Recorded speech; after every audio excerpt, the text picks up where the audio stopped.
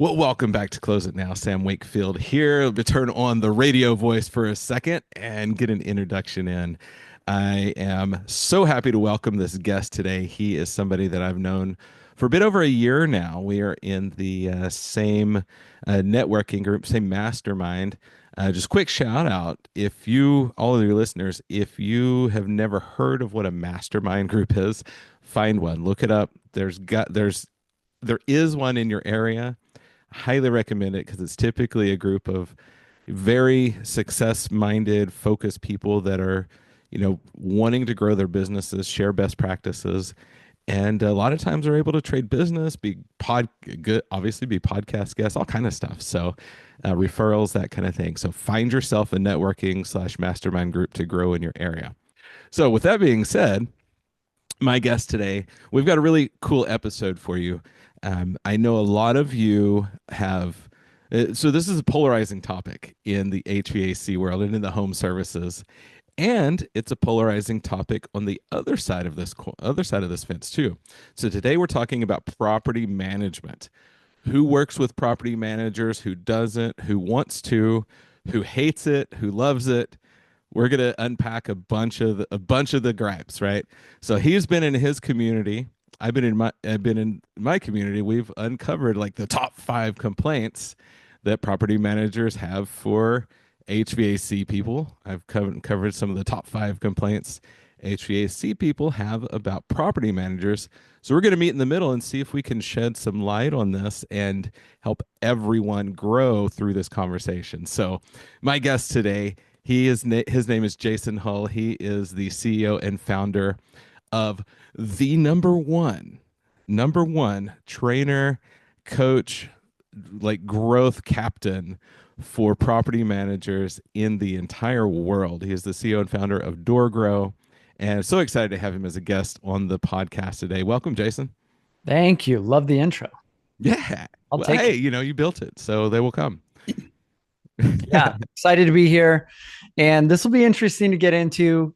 We both did some research, and I asked my Facebook group and community of property management business owners what their biggest challenges and complaints were of HVAC companies.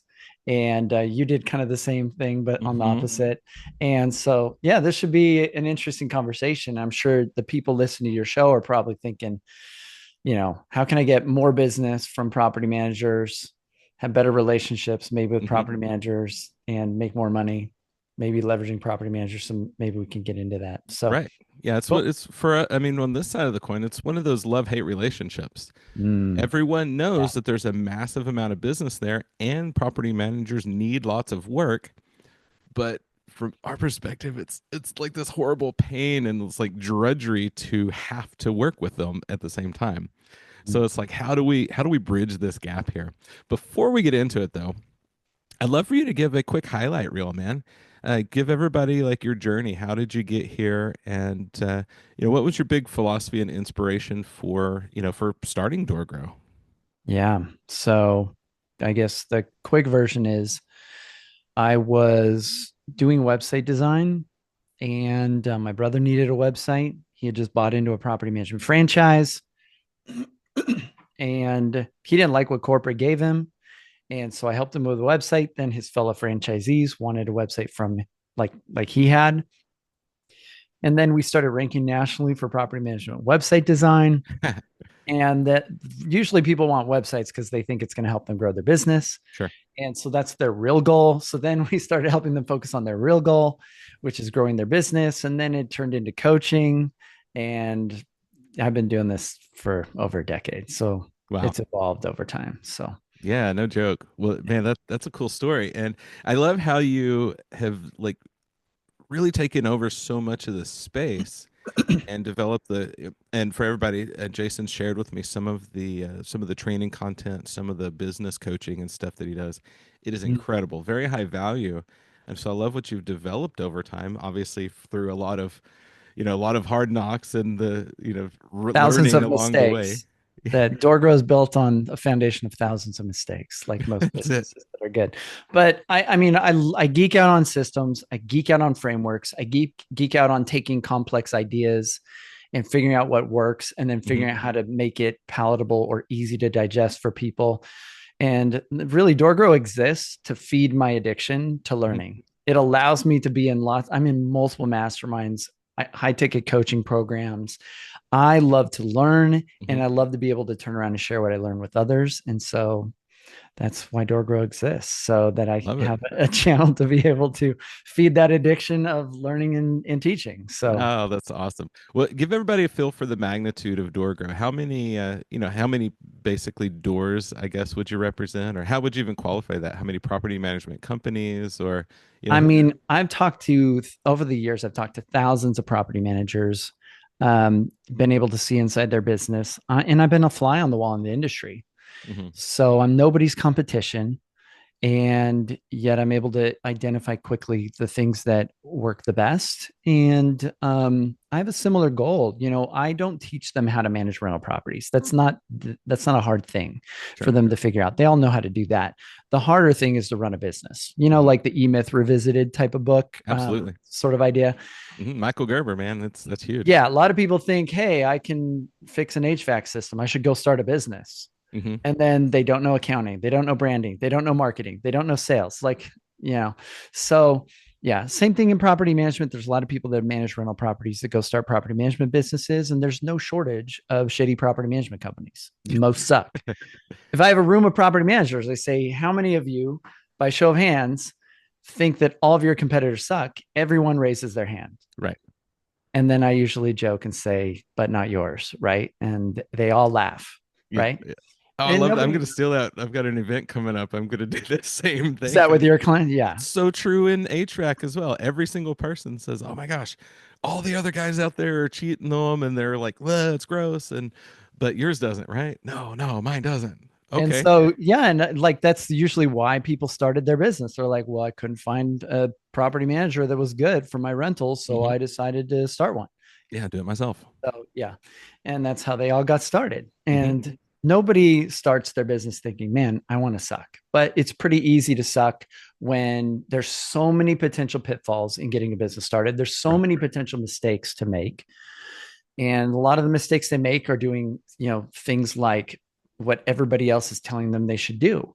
Hmm. And everybody else are usually marketers. And so marketers are saying, you want to grow your business, spend all this money on stuff that doesn't even make sense for you starting out. And then they're Hmm. not getting the ROI. And then the first thing to go, if they don't have good ROI on stuff they're spending money on, is a lack of cash flow. And if cash flow dips, then customer service goes out the window. And then you have a whole bunch of crappy companies, right? Yep.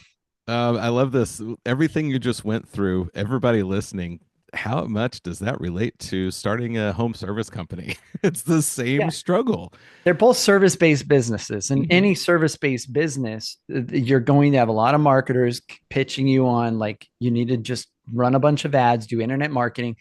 But you have to realize the shittiest, coldest, worst leads are the ones that you're going to get from the internet. These are people Hmm. at the end of the sales cycle. At that point, you're a commodity to them. Right. Then, if they're a commodity, they're looking for the cheapest one. So Hmm. now you're in a race to the bottom. And, in property management, there's very little search volume on Google. You can go look on trends.google.com, Google Trends, look up, maybe, I don't know, HVAC or what people search for, air conditioning, repair, or whatever. Hmm. But generally, for property management related keywords, the search volume hasn't changed since 2004 when Oh, Google geez. started tracking data. Uh-huh. Yet competition in that space has gone up dramatically. That's where everybody's spending their money. And the biggest companies, those that have thousands of doors, are shelling out $3 to $5 grand a month minimum to do internet marketing to capture business. And then the small guys are like, hey, I'm going to go be David fighting against Goliath, starting Hmm. out my business, except I'm going to be dumb, David, and put on the same sword, same armor, same shield, and get my ass kicked. Right. Whereas smart David had a hack. He basically brought a gun to a sword fight. Yeah. He had a better idea. And so that's what we do at DoorGrows. We help them find a better idea Hmm. than going and doing that. And usually it involves going out into the blue ocean, where there's way more opportunity, there's less competition, price sensitivity is lower, Hmm. and there's plenty of business. They're just not looking on the internet. Right. So the question then is, how do I find these people that are How do not we find looking on them? the internet? Hmm. Cool, like pick up the phone. So we give them strategies to Yeah. doing warm lead generation or warm outreach. And the close rate on warm leads is way higher, Hmm. like 90% versus cold leads is 10% or worse. And then we've had them focus in that blue ocean on that. And then we focus on going after warmer leads, like, where there's a higher close rate. So, Hmm. there's no scarcity in property management. 70% are self-managing their own rental property. So there's tons of opportunity, tons of business. Right. Some of you HVAC people maybe should just start a maintenance company and do maintenance and then start a property management business, because that's like the biggest challenge usually for property managers is Hmm. maintenance. Hmm. Some of y'all probably have that dialed in, Right. so Yeah, that's for everybody listening. I hope you're relating everything that Jason's saying to because at the end of the day, just like you're starting off with Michael Gerber, I've heard him speak at HVAC conferences, and of mm. course I'm sure heard him speak at all kind of property I real did the estate coaching way events. back in the day with E-Myth coaching. Yeah, I was Oh in. yeah, absolutely. And the coolest part about it is with this philosophy and these ideas, the widget doesn't matter. The widget is HVAC, the widget is electrical, plumbing, property management, whatever. Building a business is building a business and having the mindset. So, everybody listening, you can clearly hear pretty quickly why Jason and I have connected, because we have the same philosophy, and we work the same way with our home service companies. Yeah, we don't like But bullshit. yeah, exactly. Let's just cut straight to it and be like, yeah, cut out the extra fluff. You don't need that right now. Right. Yeah. But that's a great segue, because you're starting talking about maintenance and those types of things that property managers are desperately looking for, quality vendors, Yeah. ones that show all the things. So this is a good segue for us to start getting into our list here, and we can compare, contrast, and then we really unpack it and from the other perspective and see, hey, what aligns here and what doesn't, and how can we work together to fix some of it, because I know that that's obviously huge. So what's at the top of your list? I'm excited. All right, number one on my list. Actually, let's start number five. We'll do it Dave Letterman style. We'll Uh, go backwards. you're Yeah, right. We should build up yeah. to. Let's build up. All right, so number five on my list is, and I don't know how widespread this is or how it works, but this one is a killer. Okay. Property managers in some areas get paid a commission on the repair or the replacement, like an actual percentage. So they're okay with expensive repairs. And this may be why they'll not. So this is straight from one of the reps that I've coached. So Uh-huh. this may be why they will not let me speak with the homeowner to explain why the repair may be a bad idea, and versus the benefits of repair versus replace conversation, which comes up very often. It's bad for the owners in many cases, when the property manager will only allow Mm. a price for a repair on a system if anybody living there actually owned the place. Yeah. It would literally be throwing thousands of dollars towards something that is unnecessary, that's just kind of wasting money. So that's the number five gripe from on our That's the side. complaint. That's the So complaint. from my experience, most property managers, I mean, not all property managers mark up maintenance. In a lot of areas, you have to disclose that like legally, but and a lot of them won't mark up maintenance. I think they should. If they're having to coordinate maintenance Mhm. and do all this work, they might mark it up 10-15% on maintenance. But even still, they're not, it's not like because of that little markup, Mhm. which really for them is not a huge deal for them. It's because most of them are doing all this maintenance coordination, and all the communication involved in property management is just making them lose money, Sure. really. So the less they're having to communicate, the less they're having to do maintenance. So they prefer properties that are newer, newly remade, newly remodeled, properties that are higher rent in general, because there's less work involved and less maintenance, because having Mhm. to coordinate maintenance is difficult and can be really costly for them to do it. So some will do a percentage markup on maintenance. Some will, I think smart ones will start their own maintenance company and then subcontract. Mhm. Might be a smarter strategy. So they're not marking it up. They have like set fees, and then they're going to the vendor and they've negotiated stuff already. But I don't think that And I think a lot of times they don't want to let them speak with the homeowner. It's not like they're trying to hide stuff from the homeowner. It's because the homeowner hired them so they don't have to talk to people like HVAC people. The Gotcha. homeowners don't want to talk to you. Hmm. But because the homeowners wanted to hire property managers, so that's the whole reason they hired them is they want to be hands off. They don't want Hmm. to be a maintenance coordinator. They don't want to be a leasing agent. They don't want to do inspections. They don't want to ever talk to the tenant ever. Sure. They don't want the tenant to even know how to get in touch with them. Hmm. And if a vendor knows how to get in touch with them, that's a problem too, right? And so Sure. that's the whole point of having a property manager is to protect the owner. And so good property managers usually have healthy pricing structures set up so that if the homeowner is winning, the property manager is winning too. And if the property manager is winning, the homeowner's not losing. Now, obviously, if that's off, then there's going to be some problems exactly Sure. like this, right? And so there could be some issues. Hmm. For example, if the property manager is they're a flat fee company, for example, and then they have usually they benefit by keeping rent as low as possible, so there's less turnover, Hmm. whereas the owner wants as much rent as possible.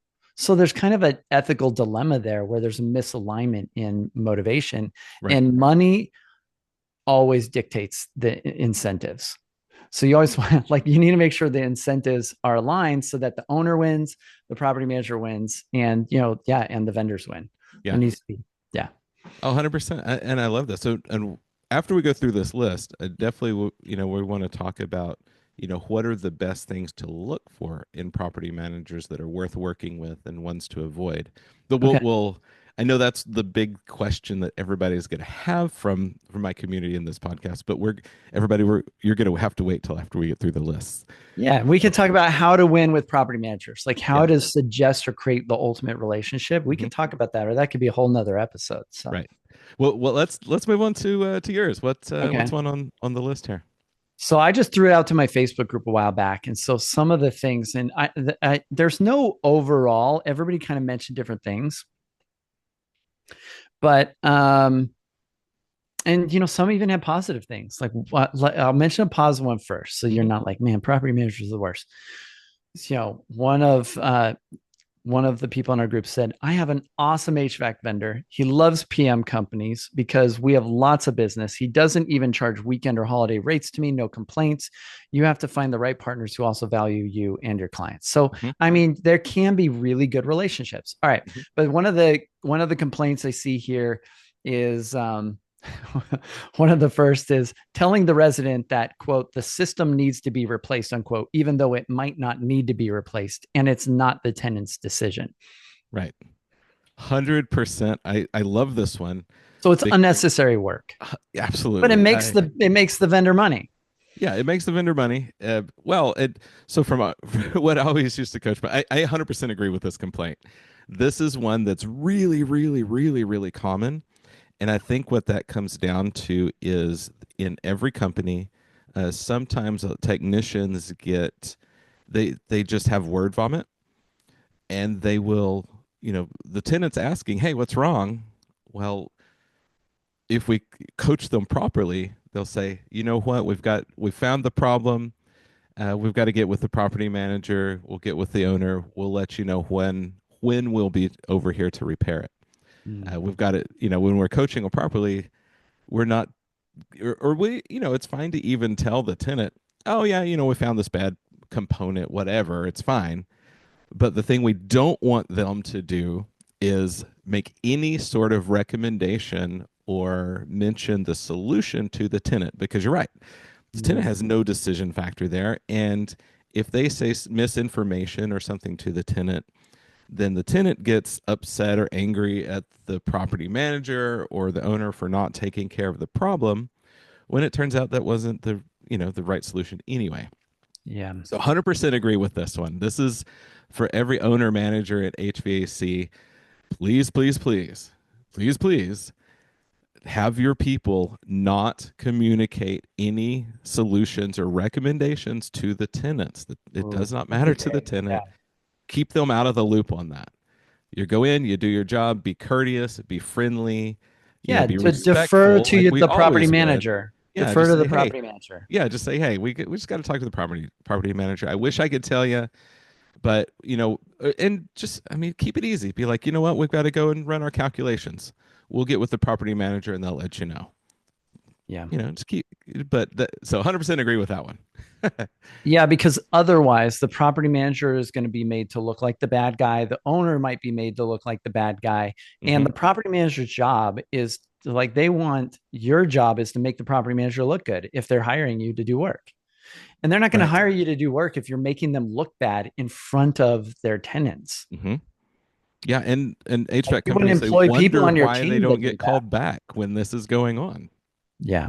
Like you wouldn't employ people on your team to do that. Like Oh, same. everybody on my team, I tell them your job is to make me look good. Hmm. I love Why it. you have a job. That's why you exist. 100%. So let's see. I've got another one here, and I think we already kind of covered this, but we can unpack it a little bit more and re-emphasize it. Okay. One of the big complaints from everybody, because I don't think HVAC contractors truly understand the dynamic, and you mentioned it earlier, but one of them is, and I saw this probably a dozen times, they should always encourage owners to speak with the contractor on a large project like this. Um, of course, several people mentioned they're fortunate the ones they have a good relationship with know this and let them go through the options with the homeowners. Mm. But because normally we're talking about it's more than just a handyman repair, of course, more than just a Right. couple $100 when we're talking about big mechanicals. So Right. that is the complaint from from the contractor side. Of course, understanding they hired property managers to not be able to, Yeah. but that's like that. It's like a paradox. It's a huge decision. There are some, obviously decisions that will save way more money in the long run that might cost a little more upfront. Yeah. But from our perspective, it seems like property managers don't understand that dynamic. So that's why HVAC Yeah. people and trades are always trying to talk to the owner because it's their money on the line, not the property managers. And that having more skin in the game seems to help them make a better buying decision. So Mm. that's the perspective that this one comes from. Got it. I mean, I think property managers naturally have skin in the game because if they come back and say, "Oh my gosh, it's this huge expense. The AC unit blew out. It's not working, or the heating isn't Mhm. working, or whatever, and it's winter," you know, like it has to be taken care of, and it's a big expense. They don't like being the bearer of bad news. Sure. So if they can say, "Hey, we can band-aid this, and it could cost this," or you have this option to do this for the long term, I mean, then the owner can make a judgment call, but the property manager needs to have all the information. You have to Mhm. understand property managers that have been doing this a while have heard these kind of had these kind of conversations probably thousands of times. Sure. So they're always looking for the best balance, and most property managers are playing the long game. They're Hmm. trying to keep these clients forever and these properties well maintained forever. Like for, these are not accidental investors. They're trying to sell the property and get rid of it in a year. Hmm. These are buy and hold. They're long term. So in general, I think most smart property managers are playing that long game and recommend doing the better thing for the long term because they know if they, even though it's more pain up front, it's less pain over and over and over again Hmm. for the property manager, which makes them look worse. Right. And smart property managers usually have a threshold. It might be like in their agreements, $500 or $1,000 or whatever, but Mhm. anything below that, they're authorized to just take care of it without even talking to the owner. Sure. Smart property managers usually do this so that they're just taking care of stuff. And then they just pull that out of the rent money collected. And that allows the owner not have to be involved in all the little stuff that comes up Hmm. all the time, like, oh, the garbage disposal needs to be swapped out or whatever. Sure. Like, you're bothering me about this, Yeah, so, exactly. So but question that, but if oh, it's a go ahead. big deal, if it's a Uh-huh. big expense, yeah, they're going to have a conversation. But smart property managers aren't calling them to say, "Hey, can we do this?" Hmm. I mean, taking care of heating or AAC unit really is, it's not an option for them. It's like, Sure. they might have some options, but Hmm. this is going to be done. Yeah. Yeah. It And has to so, be done for the tenant. How do we want to approach it? Right. yeah, so good property managers will just reach out to them and say to the resident, or I mean, to the owner, "Hey, this is what needs to happen. This is what's Hmm. happened. This is like what they said. And here you have this option or Hmm. two options. And we recommend this." Sure. Or they'll say, usually smart property managers will already just pick the best option they know that the person should do. And they'll say, owner, here's what needs to happen. I'm just letting you know this is what needs to happen. They're not saying, hey, can we do this? Should we do this? They're Mhm. letting them know. And the owner then cries a little. I'm just kidding. Yeah. And says, okay, we got to do Sure. this. Let's do it. Mhm. I Yeah. like it. So question then with along these lines, because I'm, part of this conversation is to help help the trades and help the industries work to better with property management. Yeah. My philosophy has always been, I heard this from Tony Robbins years and years ago, is most people don't lack resources, they lack resourcefulness. Mm. So would it be helpful, because I know the answer here because I've done it, would it be helpful if instead of having this, you know, struggle constantly, just help the property manager by providing more information and more collateral to be able to pass to the homeowner? And if the big disconnect is, contractors want to talk to the homeowner, and of course the reason for that is if they only see a number, they're picking based on the number, not on the value being brought by the Oh, company. sure. So would it be helpful to property management if companies did things like, let's make a video of what we find. Now let's record maybe a quick video and put together a better presentation. Here's my recommendation. There's a video of yourself talking about it. Here's what we found. Here's our recommendation. You can do this, this, or this. Here's the options. Let's go through the pros and cons of each one. So that's directly from you, and it doesn't have to be from the contractor. Doesn't have to be because usually it's mistranslated Mm. through a property manager to the homeowner. So to give the property manager much better ammunition or just information to be able Yeah. to take to the owner, here's the full picture. Here's what we can decide from. Would that be something that's helpful, or would that, kind of undermine the property management? So that's the real question. I What is the mean, best I, practice I there? mean, I think make it easy for the property manager to relay the information accurately. So if you say, hey, I'm going to text you exactly what I've seen, what's going on with the situation, and Mm-hmm. what needs, and I'm going to send you a photo, they can almost just copy and paste that to their owner. And then there's a record, and then the owner can text back and say, cool, like you get it done. Sure. And so that makes it so much more efficient.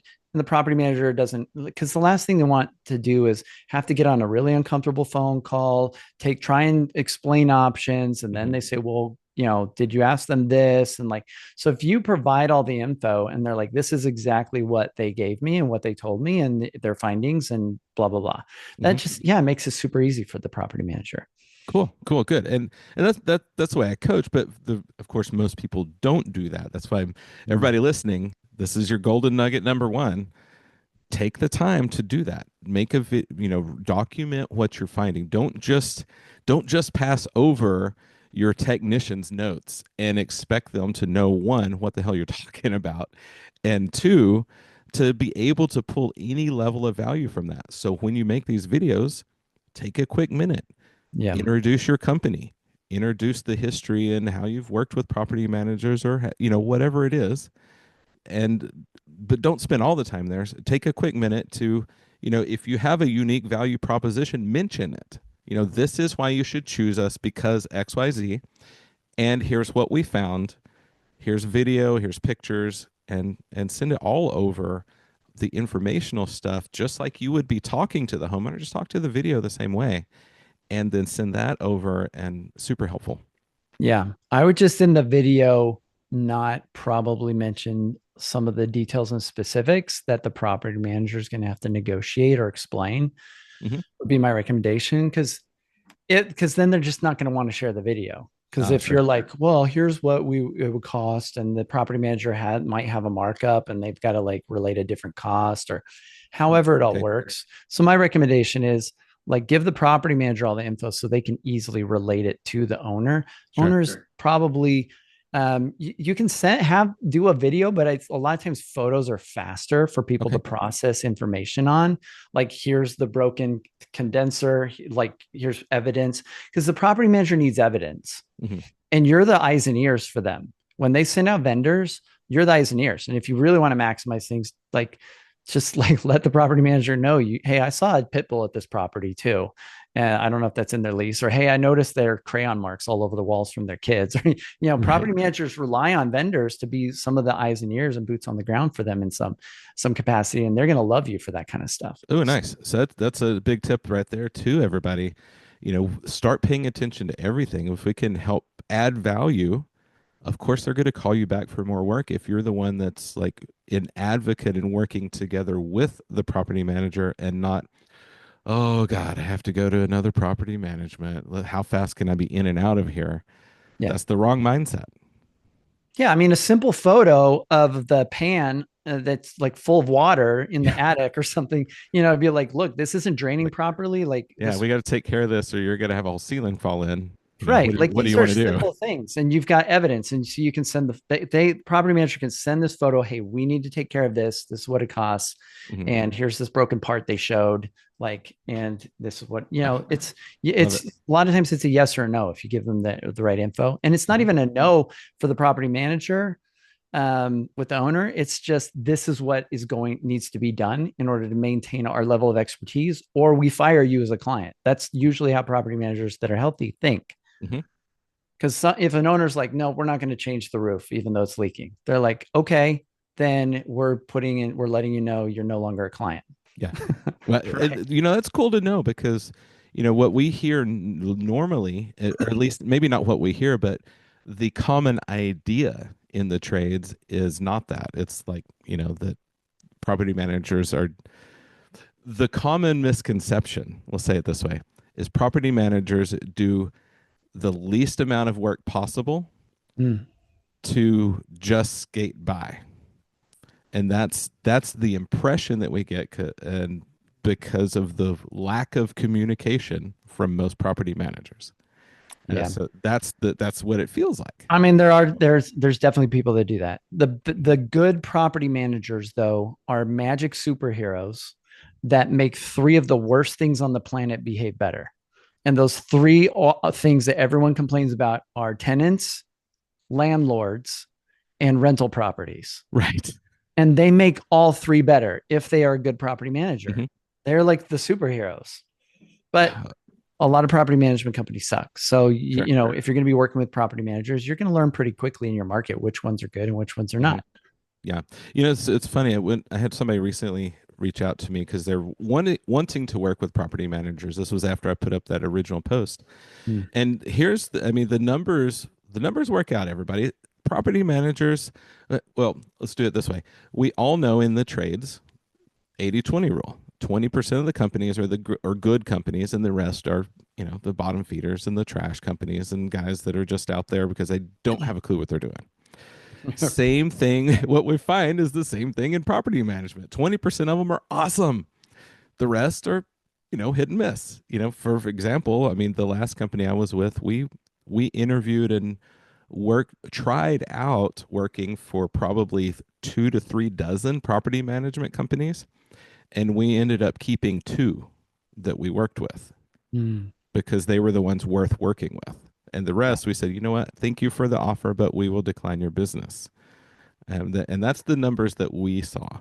So I'm curious to know if you feel the same way from the property management side. Is that how it goes with HVAC is, or the trades? They go through a bunch of companies to be able to find one or two that are worth working with, or what's the Yeah, sense of that? absolutely. Most property managers have like a number one provider for a certain service they need.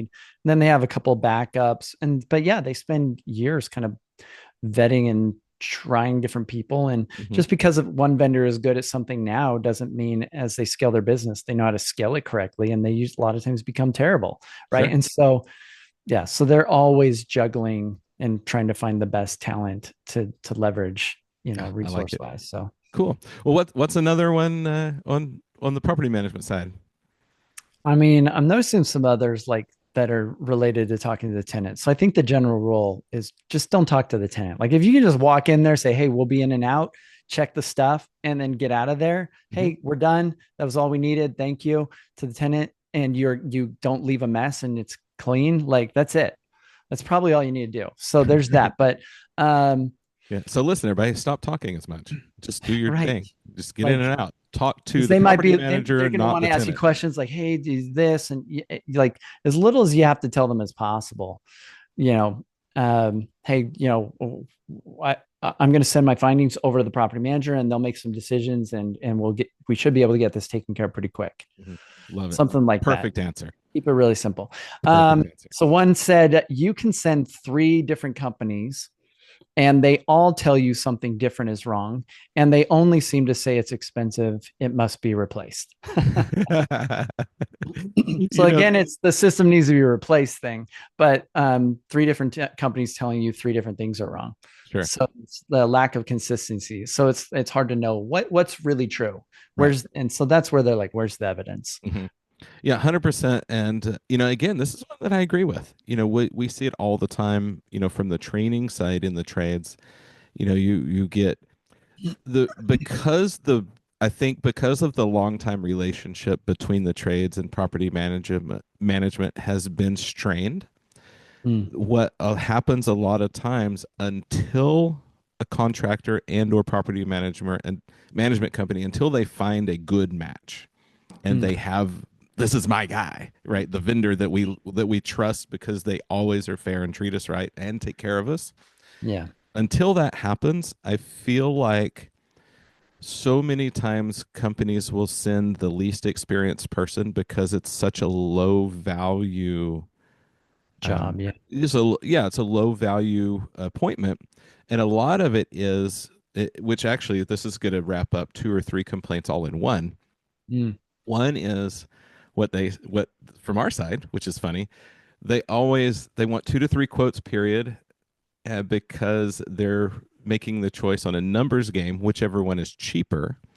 mm, And the other side of this is so much of the time, property managers are really, really, really, really slow to pay.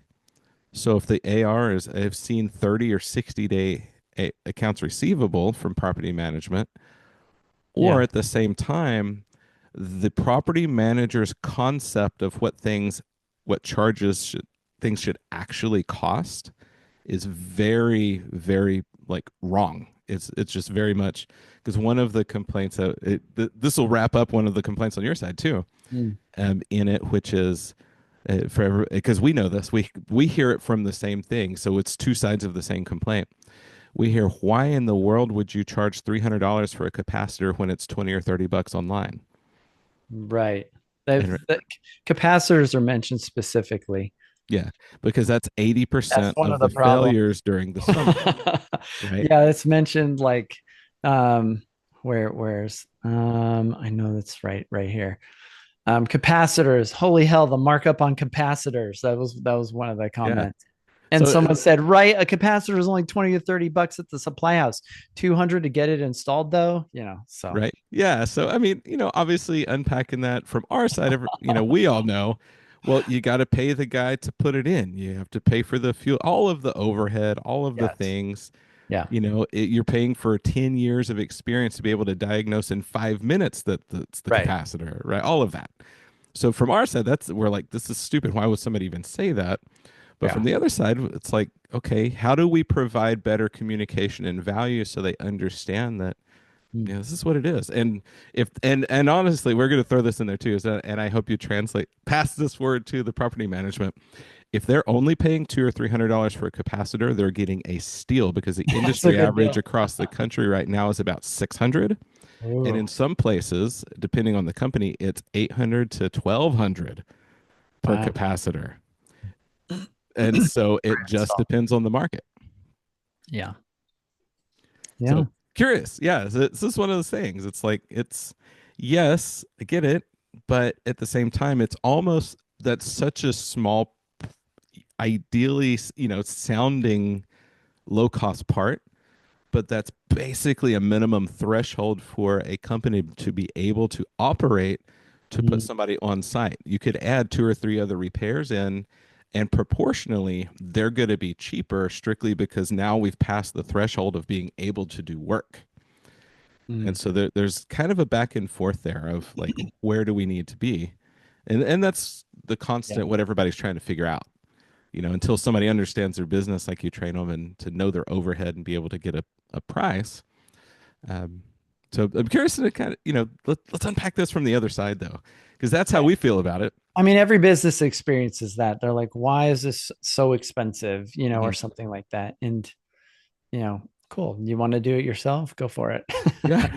Try it It's out. like, Yeah. yeah, if you want to, if you have a handyman and you don't have are comfortable with him not killing himself by getting shocked to death Yeah. because he's not an electrician or knows what he's doing. Uh, Sure. Yeah. but So I mean, every business has those kind of things where people are like, why is that so expensive? And so, Mhm, being able to justify the price. But this is an instance where if the HVAC person has a good relationship with the property manager and can help them understand as a mhm, business owner to business owner, this is why the price is this, and to justify it, it allows them to be able to go and justify it. Because that's really what they're saying, what they're complaining about is I have to now go have a conversation with the owner, and I don't even know how to explain this to them in a mhm, way that's going to make them happy or right. make sense. So Yeah. they can say, hey, look, to have an HVAC guy come out, they have to have the expertise of an electrician and, whatever, everything you're just saying.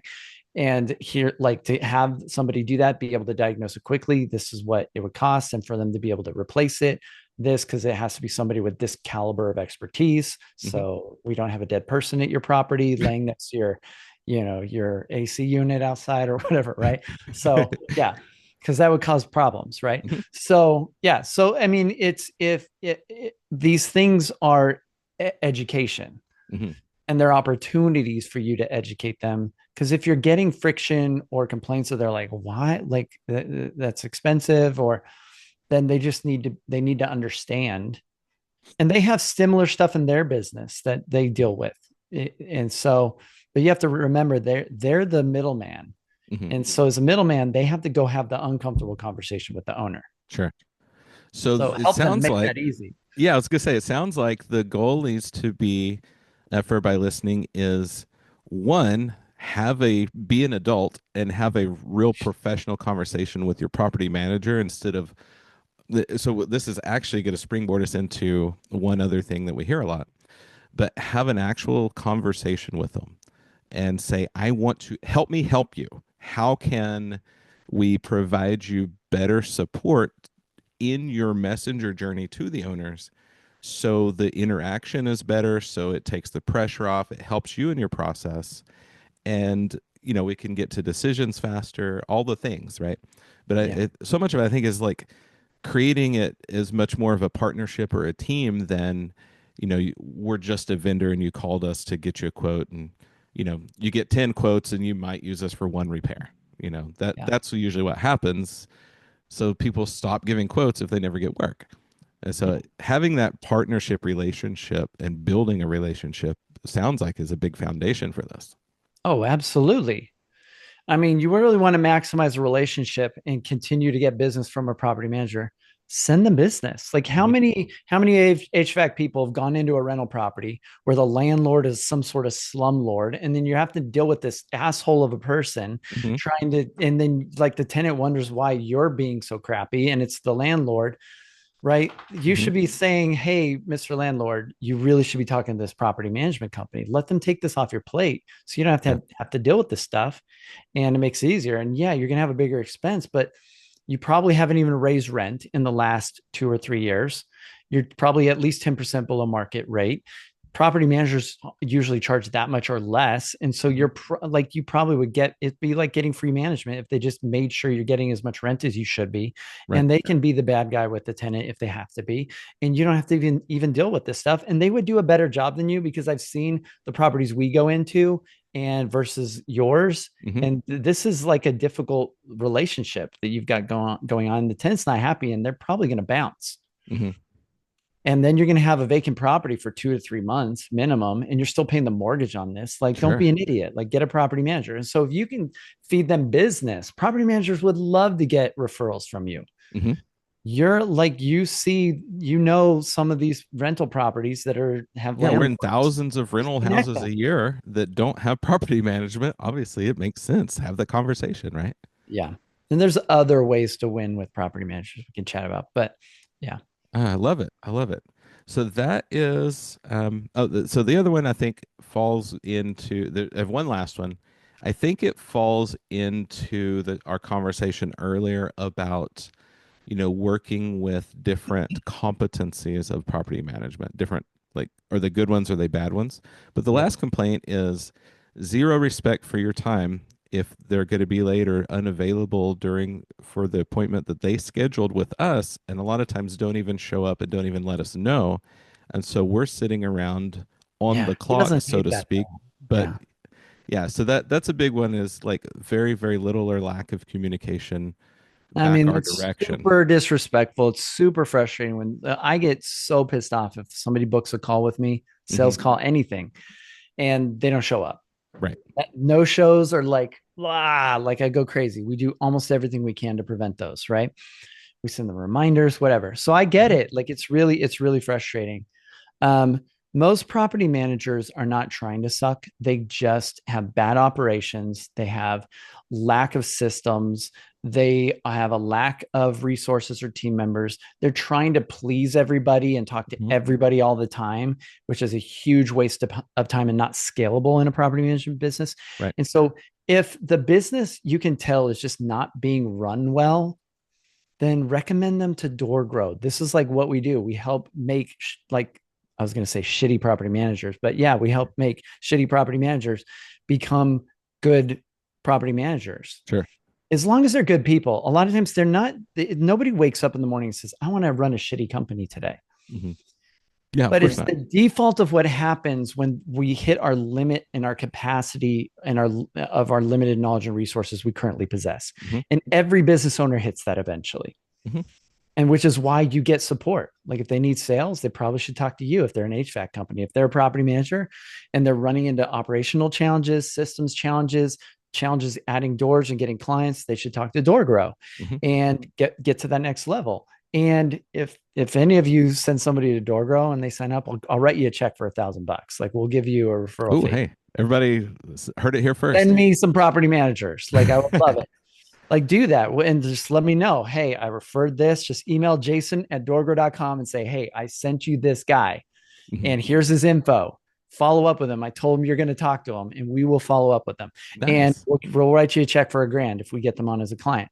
And they're going to be a better client of yours and deal with their tenants and owners better because they want to. The Hmm. problem is they're probably trying to please people too much and they're failing at all of it, Right. right? Yeah, I love the response here, and I one of the big philosophies that in our community is, and I probably haven't even talked about it enough, everybody, but everyone is doing the best they can. At the end of the day, people are not maliciously trying to not communicate with you or just avoid. People go into avoidance mode when it's difficult conversations. Mm, Remember, everyone is in a different journey. Everyone is a different place in their personal growth and the ability to handle conversations like that. yeah. And don't think it's only property management, everybody. Look at yourself also. If we're pointing fingers, remember three are pointing back at you. So I'm going to call out my own community here and say everyone needs to work on better communication skills and give grace. You make just as many mistakes every single day, and you can, I guarantee every single one of you can look through your own messages and pick out the ones that you've been avoiding and responding to, then give that same grace to them. And and then work through, how do I get better at my own communication, and then how can I help them in our communication back and forth. So I'm sure this is a complaint on both sides. Like one of the complaints here is just they're not ethical, right? In some instances, it's a general sort of complaint that several mentioned in different ways. Yeah. Like Go they, ahead and unpack that one that you were reading me before, that was really well, there's really which detailing one? it, the one about stealing and all that. Um, I'm looking here. Yeah, like when like one of the big ones is like saying you did work and you didn't even actually do the work. Ooh, Or that's really. some said stealing parts from your existing equipment at the property. Hmm. So some are like stealing parts and stealing stuff. Ooh. They're like, that was there before you came, Hmm. you know? Right. And yeah. And so lack of training is mentioned. Most HVAC technicians really don't know anything about HVAC. That's like one said that. Yeah. They can't figure out what it actually needs. So they just like replace the whole thing. Mhm. Um, but there's unethical people in every business in every industry. Mhm. And those are the people looking for the short-term gain, and they destroy their business long term. Right. Like it's and and that's a culture problem. If you are a business owner and you're like, we're honest and we do things the right way, but you have any team members that don't share your values, you are rolling the dice with the future Mhm. of your business. It's Right. really dangerous. And so this is a hiring problem, that you don't have the right culture defined for your business, and you're not hiring based on cultural fit. Mhm. Culture means they share your values, which means maybe you don't have your values defined. And so you're bringing in people and allowing them to go represent your business, and they don't match your values. They're going to destroy your business. Right. Right. Right. Absolutely. And for everybody listening, I love this part of the conversation because actually last night, Jason, you didn't even probably know I did this. We did an entire webinar for an hour on how to create on ethics, how to create an entire ethics statement for your company and as an individual. As for everybody listening, I'll put the link to that recording in the show notes because this is huge. The Yeah. culture is everything. It's 100%. I love the office dogs. I have them too. My dogs are attacking the neighbors. And this is what I love about post 2020 is we could have kids run through and have dogs bark and nobody cares anymore. I've My wife's in the other room, like telling the dogs to hush because the kids are walking by after school. Uh, but ethics and culture, this is huge, right? Culture drives everything. Mm-hmm. So many, and I think this complaint comes up, at least from my perspective in the companies that I've been in working, and then also now that I'm coaching, the so much of it is this chicken and egg type of conversation because Yeah. a lot of times property managers if they've not been educated in because from what I understand a lot of property managers and especially the ones that end up if the organization is a little larger they may have an assistant or two that are managing the contractors, so there are people that have never really been around trades or contracting or taking quotes or understanding the value of any of this type of work. Yeah. And so, from their perspective, what they think is, well, let's get a few bids and we'll just pick a cheap one, then pass them over because they don't know. It's no fault of theirs. They've just not been educated. And so, from the way that it feels to us, and so what ends up happening is they'll call around and they'll ask for some, ballparks over the phone. And then they end up calling the cheapest two or three, which everyone knows you get exactly what you pay for, especially when it comes to contracting. Yeah. And so it's without knowing it, they're preloading themselves and setting themselves up for disaster because they're calling the companies that are not doing things right because a company that strictly tries to get business by being the cheapest is going to cut all the corners. And so how can we bridge this gap in the education, I guess is from my question. Okay. And So is let's that talk about similar this. to what you would think or see? I guess would be another part of it. Here's something important to understand. There are three types of buyers psychologically. I train my clients on this, and I call them the cheapos, the normals, and the premiums. The difference between cheapos and normals are the largest group. They're like 2/3. They're like Hmm. typically 61%. Cheapos are the next largest group, and then premiums are the smallest. Now, when it comes to things like property management is more of a premium product. Most of the cheapos are self-filtering. They're not going to use a property manager. Hmm. So by finding a good property manager, you are dealing with less of the cheapos owner situations. And most property managers are not cheapos themselves. What I coach, if they are, they attract cheapos. Hmm. So you attract who you are. And so if you are the person that everywhere you go, you're asking for a discount, you're trying to find a stupid coupon code every time you buy something online, Hmm. like all this, if that's your mentality, because that's how little your time is worth, you're a cheapo. Right. which means you have so much pain attached to money. Cheapos have more a lower pain threshold. Their money and dollar signs and seeing dollar signs attached to any product or offering is pain to them. Hmm. So they're more price sensitive. And if you associate more pain with money, you are going to undercut yourself in pricing. You're going to have more pain in relating your price to others. And so Hmm. you are going to naturally attract and have more cheapos. I'll give you an example.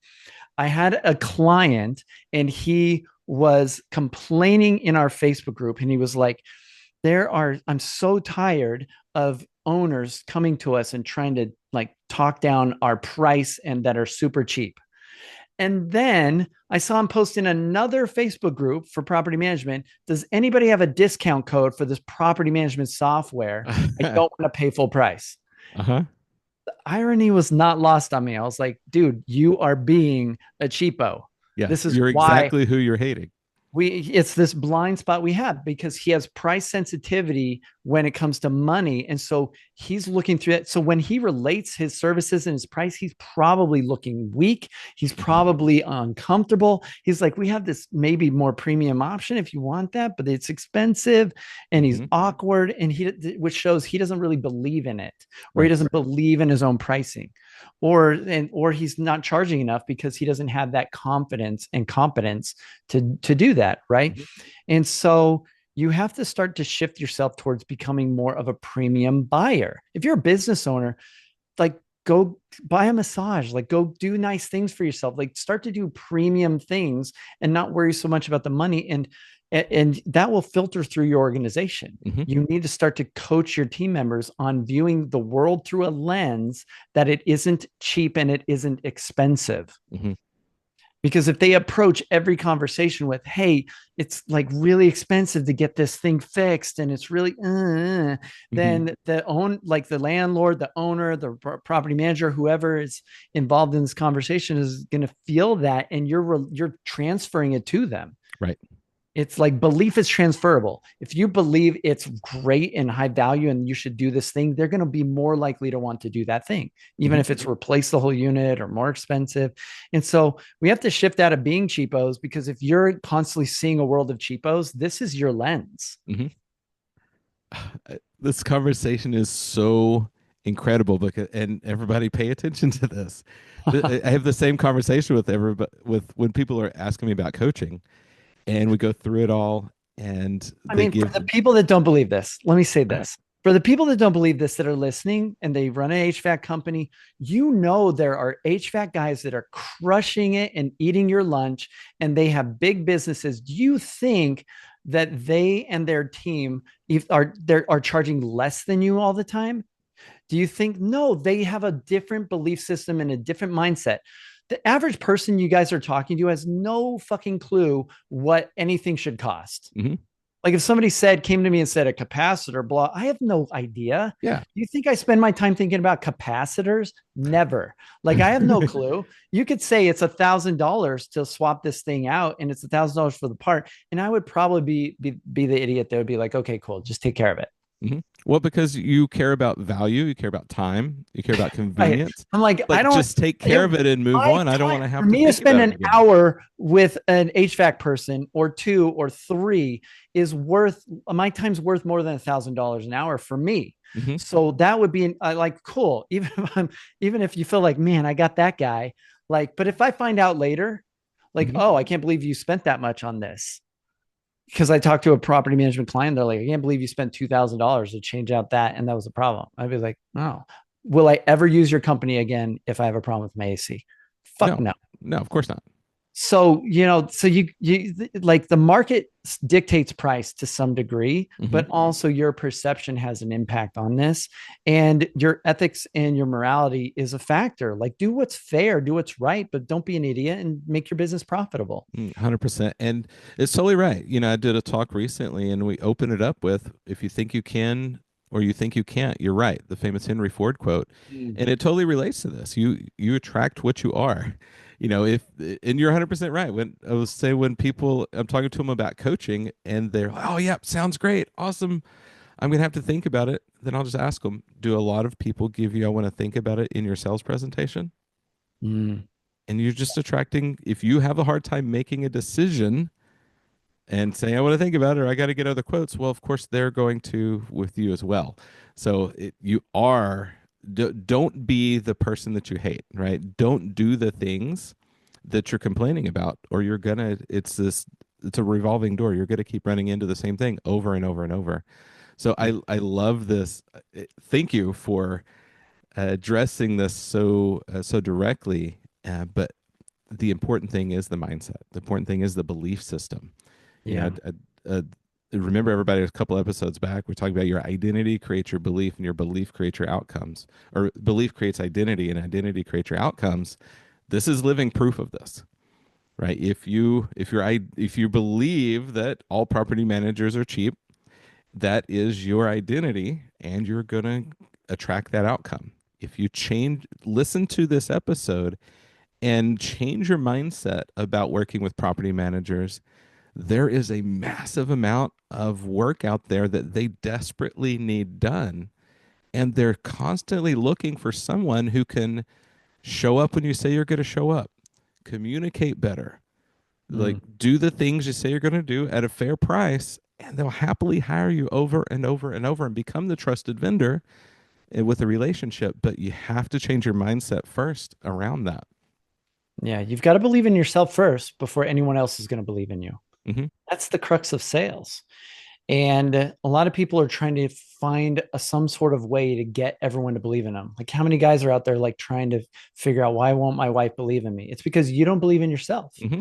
You have to believe in yourself first, and then everybody else has no choice but to either believe in you or get out of the way. Mm-hmm. Like, that's how strong your self belief has to be. And the way you build up your self belief is you have to build yourself up. Like, you have to say good things about yourself. Mm-hmm. We have all sorts, write down all the negative self talk that you say.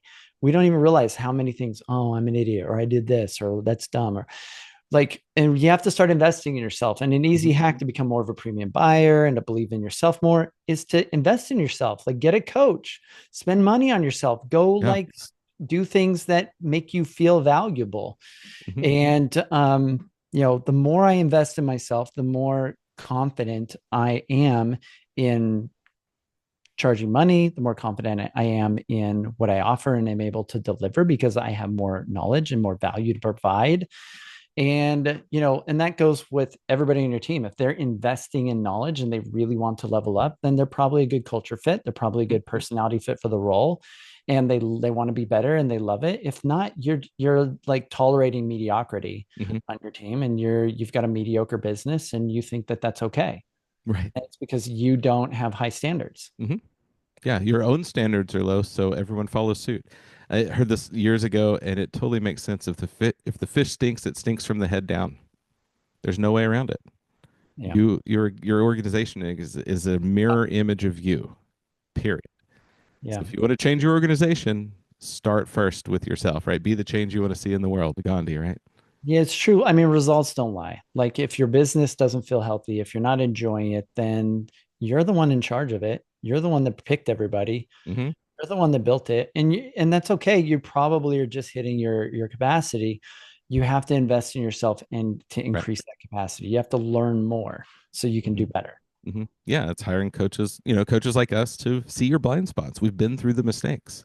And We can. it doesn't like, if you're a property manager, it doesn't have to be me, Mhm. but it needs to be somebody. Yeah, yeah, for sure. So this is actually a good springboard to take us into kind of the. I think where would be a good place to land the plane on this episode is, we can do this both directions. When a company is, say, wanting to work with property managers or is approached by property managers to do work, Mm. what are what are the pros to look for in good property management companies to work with, and what are some of the red flags that they need to be aware of in maybe not so good property management companies? So I think green flags for property management companies are, there's certain inflection points that are difficult for property managers. Like, under 100 doors is they're kind of a solopreneur and starting to try to build a team. And from 100 to 200 doors as a company is really a difficult transition. This is the difficult transition in any business. It's building your first team. That's hard. That's a hard transition. Hmm. Once you get past that, maybe in the 2 to 400 door range, I call that the second sand trap or the team sand trap. Usually they built the wrong team and they end up stuck there. And this Hmm. is where the business owner is heavily involved in the business, even though they have an entire team and they're getting burnt out. So some of the healthiest companies, very few break 500, 600 doors. If you break 600 doors, you must have a good team. You must have good culture.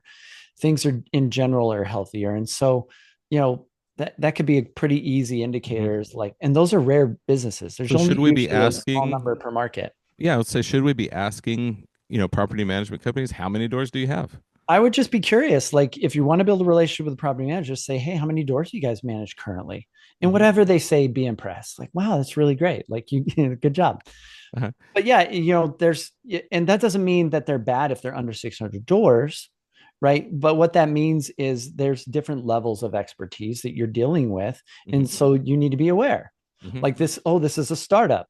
Well, I remember the startup days of my own business. That's Hmm. hard times, right? So Right. you'll have some compassion. You'll understand what challenges they're going to deal with. It might be difficult for them to navigate everything and wear every hat and pay you on time and whatever. So you're going to look at each stage and you're going to have a different perception because you've gone through similar stages in your own business. Hmm. I, And that helps you to know where they at because you've probably progressed in your journey to some sort of similar. You've either mhm. been that solopreneur doing everything yourself, built started to get an assistant or some initial team members. That transition was painful building the team, lots of mistakes hiring and firing and Mhm. playing Russian roulette to try and build a good team because he had no knowledge of how to do it right or how to have a system. And then now you finally, through Russian roulette, after maybe a decade or 5 to 10 years, have a really good team that you trust and you like, and there's good culture. Mhm. And occasionally there's a bad egg, but you get rid of them pretty quickly. But you've got now a pretty good, well-oiled machine. Maybe you're still too involved in the business. And then there's that next level to where we've got a great team. I'm out of all the stuff that I don't enjoy doing as a business owner and my team are able to take care of stuff and do stuff well, Mhm. right? And so you can look at them through that similar journey or similar lens. They're an entrepreneur just like you. Mhm. So just getting an idea of their door count can help you kind of understand where in that journey they are. And there's advantages and disadvantages to each stage, but you should have a pretty good Mhm. understanding of that from your I love that answer, and it's so cool because it brings us right back to humanity. It brings us right back to one, not forgetting where we came from, and remembering helps us to remember those struggles, and then to have more compassion for that. yeah. And with that, seeing it through that lens of property managers want to, they can be our advocate or they could be our adversary, and it's up to us to choose what it is. But having the compassion and how can I help you in this phase of where you're at in your business. So again, it just goes back to the communication, right? Asking about that. What's another something to maybe to look for and something to avoid? I mean, if property managers have lots of negative reviews, that's a pretty good sign that they just don't know how to play the game of customer service very effectively. So that's a pretty obvious telltale Hmm. sign. So it's not a hard game to win, but it is a challenge in property management because it's difficult to please everybody. Hmm. You've got opposing parties you're in the middle of trying to make everything work. Hmm. But good property managers know how to systematize getting good reviews and manage that process. So that could be another clue for a green flag versus a red flag. Hmm. Um, if they don't pay you on a job or they're not paying on time or they've seemed to be disorganized, I mean, those things are pretty obvious. Sure. And so then you just need to set boundaries and expectations with them. Like, hey, Hmm. the last job, we didn't get paid this and like this. If we're going to do more work for you, then it needs to look like this. And like basically telling them grow up and be a more Hmm. mature business and be responsible. Sure. And they may be like, hey, yeah, sorry, we were going through a lot. We're struggling. We're trying to get this going. And maybe they'll be a better company or a better client for you. But I Hmm. think those are some pretty obvious things to look Hmm. for. 100%. So, Uh, s- the other direction, we can cover that too. For property managers, I hope you pass this on to that community because, the general consensus speaking directly to property managers out there, the general consensus from almost every trades company is we want to work with property managers. We Yeah. really truly want to overcome these struggles to make a better partnership because we know that you need help and we also know there's a massive amount of work there that can help bolster our companies. Well, let's talk about a really cool win-win opportunity. Yeah, yeah, yeah. So, I have a client had 1,500, maybe 1,600 doors, like big business, and he did this talk, and it's one of the recordings we have in our platform on how to start a maintenance company as a property manager and be basically like a general contractor. Hmm. And he's able to go to vendors and he's negotiating a lot of them to do work at half their rate. And here's how he does this. And so this could be like, I know people listening are like, I don't want to do work for half. Yeah, Here's no, the thing to nobody works for realize. half price, right? Here's the thing to realize in the trades or as a vendor, there's a lot of things you do work that you do that don't make you money, Hmm. right? A lot of companies are spending 30% just to acquire customers. I mean, that's a huge amount of money. So if a property manager can just give you work to do and give you business, and you're not having to like go out and just do bids all the time and Hmm. you're a preferred vendor, you're not having to advertise to get that client, you're not having maybe to do as much on the quote side or bid side or whatever. You go out, assess the problem, you're like, Hmm. this is what needs to be done, and they just do it. A good property manager also will what he would do is he would negotiate, I will pay you every week, you get your invoice to me in that week early enough and I will pay you that week. Nice. So he would pay them.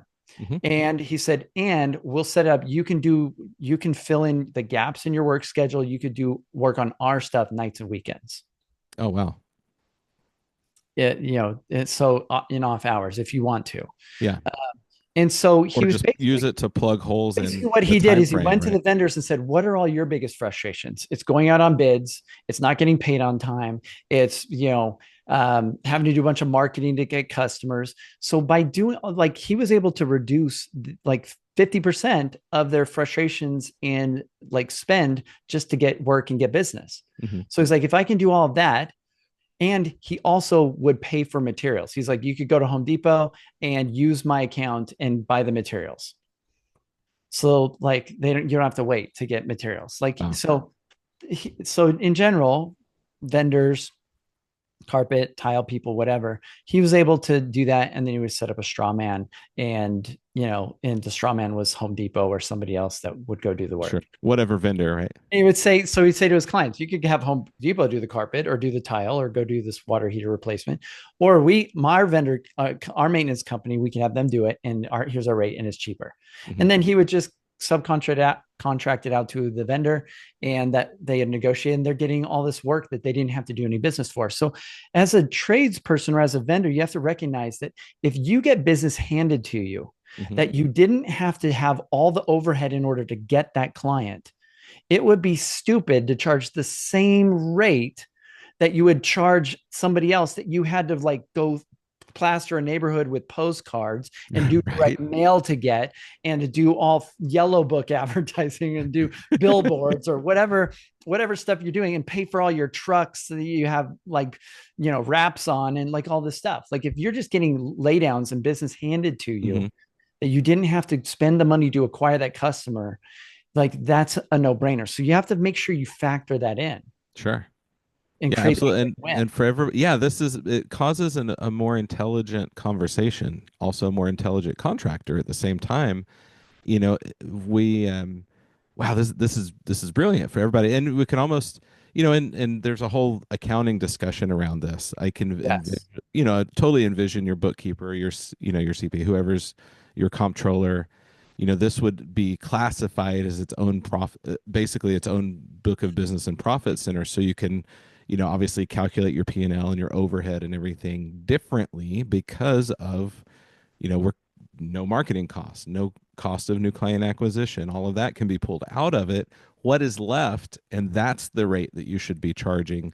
So if it's 50% or wherever that falls out to be, then you have a really solid number and you know where you need to be working with this property manager in this type of a relationship to Yes. retain the margins, but also cut out the extra stuff that you don't that's unnecessary in this type of relationship. So, man, this is insanely I mean, powerful. if you think about this, your number one prospect in any business is your existing customer. The Hmm. problem in a lot of trades work is you don't have repeat business from that same customer very often. Right. Like my AC unit goes out maybe once every couple of summers, or something like this, right? Yeah. And Not it sounds happening like you all need a the new time. one because it should be every 10 years plus, right? Whatever it is, I don't know. I don't know. But yeah, so your number one prospect is your existing customer, Hmm. but property managers are a whole different category of customer, which is why Right. you want them, because they're giving you customers. Hmm. They're a customer that if you have a good relationship with, gives you customers maybe regularly, if they're big enough, probably every Hmm. month Oh, absolutely. on Yeah, autopilot. I've And that coached business you contractors that don't have have a money to full-time get. person. Yeah, 100%. As I have contractors around the country, they have a full-time person strictly for their property management companies because there's every single day, they're constantly all day long working for the property manager. Yeah, and that should be your best people. That should be your best relationship because that's built in work. It doesn't matter Hmm. if you could get more money on other jobs. This is residual repeated business that you're getting, and that's more important. Hmm. Hmm. Like, and so you have to factor in, like, a lot of people think getting on, like, let's say you make $1,000 in your business. Well, did it cost you $500 to get that $1,000, or did it cost you $200 to get that $1,000? Right. Because the profit margin is dramatically different on that, right? And so you might have double the take home on work you do for a property manager as opposed to the jobs you're doing elsewhere if Hmm. you factor in all of the wasted drive time and team members and other marketing stuff and everything else. So you need to be smart and do some math and say, okay, how can I justify this to get this price point as low as possible to give my property managers a deal so that when they do mark it up a certain amount, if they do, and maybe you tell them you need to get your own general contractor's license, you need to be a business, start a separate business as this, and we could subcontract this work and create this relationship with them. Hmm. They will get you business. They have built-in marketing, they have built-in clients, they have, some of them have thousands of properties, and they will just keep giving you work through Hmm. their maintenance company. And so you really are their maintenance, their AC or HVAC or whatever Hmm. person Sure. that does the business for them. And so they can go sell it at a more normal rate. Hmm. And then you are able to knock it down because you're eliminating all those other expenses. So it's a win for you. It's a win for them because they're making margin that's probably better than the 10 or 15% because if they can negotiate something cool with you. And then the owner's happier because maybe they're doing it at a little less than all the competitors, Hmm. that would be that not, and you wouldn't get that business anyway, right? Right. So yeah, so that you can create a win-win-win for all three parties, and then everybody's making more money. This is beautiful. And I love that we're having this discussion because this is one for everybody. This is something nobody talks about in the trades is how can we work better? If we go into all these different Facebook groups, all we ever hear is griping and griping and griping and bitching about, Mm. all the different other industries that we hate working with. Well, yeah, you can retain that, suffering mindset, or we can grow and focus on the positive. How can we instead of I can't? So how can we get better at this? And I love this model. But again, it goes back to having relationship, building a relationship, having good, clear communication, and starting off on the right foot with I want to be your ally in this, not somebody you hate to call and dread. Let's make our experience together a positive one. How can we help support each other? Yeah, if you really understand your business and you really understand your cost to acquire a customer, because not every customer, even if you're doing the same exact job on every customer, not everyone came to you in the same way. Not everyone has the same acquisition cost. So if you understand your general acquisition cost for a customer and you can go to a property manager and you understand the lifetime value that a potential that a property manager can give Mhm. you, which is easily 100 times or 1,000 times over the life of that relationship, Mhm. it would be an absolutely ridiculously stupid thing to not find a win-win, Mhm. to do something with them. Even if it meant discounting your services, you're not really discounting if they're saving you money. Mhm. It Yeah. should be a wash. Like it should make sense for both of you. Hmm. Both of you can have a better relationship together than apart. I love this so much. Well, it is, man, I feel like we could talk about this forever. We've definitely put in some content here today, and I'm so grateful for you being on the show. And it's for everybody listening. We are definitely honored because Jason was just on. If you know who Brad Lee is, he was just recorded on his podcast as well. So we are honored and privileged that you took the time out of your day to be here with us. And man, give Yeah, thanks for everybody having some parting words here. What would you say to and let everybody know how to get a hold of you? When they have those referrals. So one more time, give the contact information when me. they Yeah, come sure. across people. And the better question is where?